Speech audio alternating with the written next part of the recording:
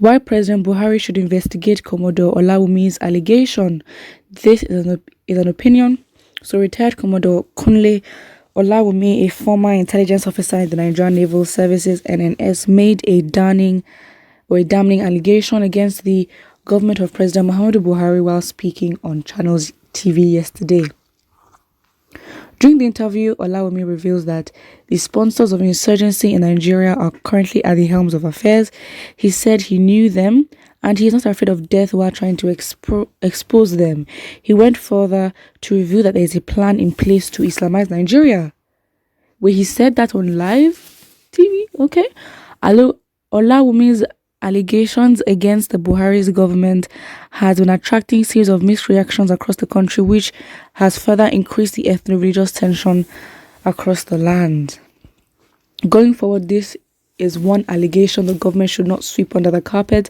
There's reason for the accused to come out clean by carrying out a thorough in-house investigation. Olawunmi might be entitled to his opinion, but this is an allegation, a serious one at that. The security investigative apparatus, with immediate effect, extend invitation to Olawunmi for interrogation. They need to get to the root of the matter.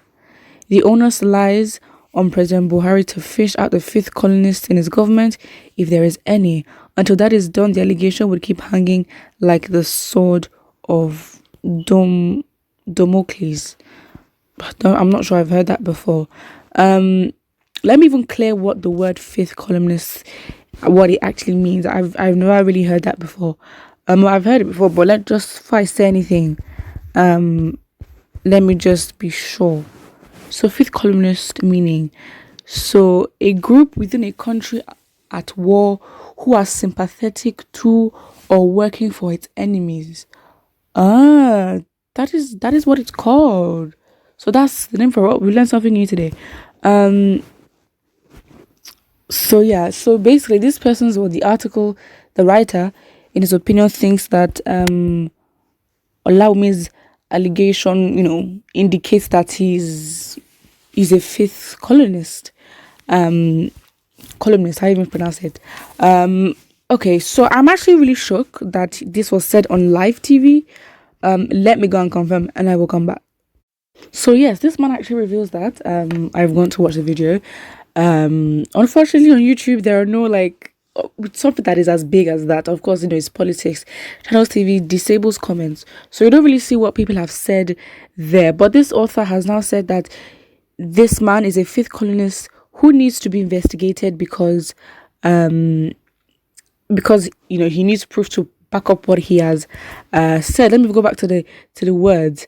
It says, until that is done, the allegation would keep hanging like a sword, like the sword of Damocles. The onus now lies on Buhari to fish out the fifth colonist in his government, if there is any. Of course, even the author themselves cannot even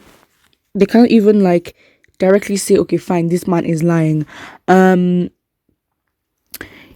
So again, in terms of the security breach, from what I even saw in the interview, he said that that it is very much strict all around the country where their bases are for training. They are very much strict. They are very, very strict. However, on Fridays 1 p.m. when it's time to pray, the doors are open, and I think that is where he might have alleged that security breaches could have entered. But he did reveal a lot of things, and I would advise that you go and watch it. The problem now is why he may seem believable. Not that I'm saying this is fact. He said that I belong to a group in the military that is not supposed to be seen or heard. Right now, I don't care if I am eliminated. So there is something that he's saying. Okay, now listen. Why I was like, at first I was like, this was said on national TV, Channels TV. He said he doesn't care if he's eliminated.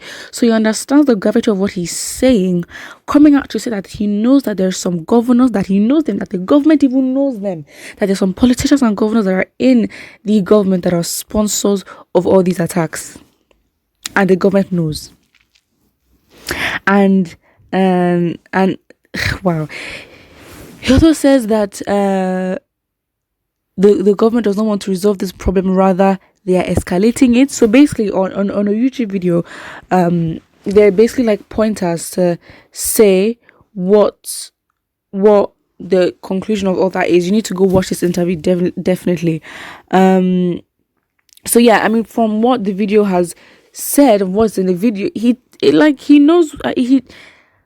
I'm not confirming it, but I think he definitely knows what he's saying. He has 35 years experience in the force, so I highly doubt that he'd be spewing things like this. He says 35 years is a long time, so he has worked his way towards any rank that would be of worth.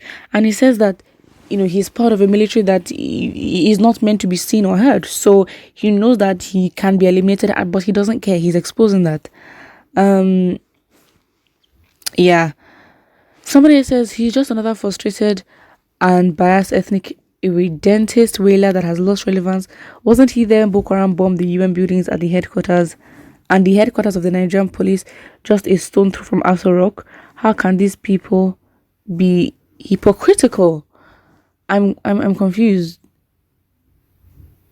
But that's different. Like, okay, it's sad that UN buildings were destroyed and the headquarters of the Nigerian police were destroyed, but that is different. We are talking the defense architecture of the country. Like, if there's anywhere that is okay, fine, we can say there's so much going on, but this just sinks it in for Nigerians that were actually in danger, because if that should not be the easiest way. So basically the defense academy, the NDA should not be something that you can just destroy willingly. Like, no, he says it himself that there is structure to how they train. There is structure. The security is tight. That, like, the most visitors he's had in a year, just 2 visitors. Like, the main security breach he basically mentions is the prayer every Fridays, where everyone is allowed to go and pray, and then that leaves gives the leeway for spies to come in. But yeah, I think we knew we were insecure. Yes, Nigerians, okay, fine, we have security issues, but it's a different thing. It's a totally different thing for majors to be killed and abducted. Like, it's not something you're like, okay, fine, we knew Nigeria was like, okay, this, it intensifies to this. It adds to the fact that we should be scared and we should be very worried. And that is literally just it. So, of course, the conversation is still ongoing, and of course, it's like the most controversial. People are talking, and things are getting worse. And anytime soon, there would be an uprising. It's gonna happen. People, I think, and don't forget to like and subscribe.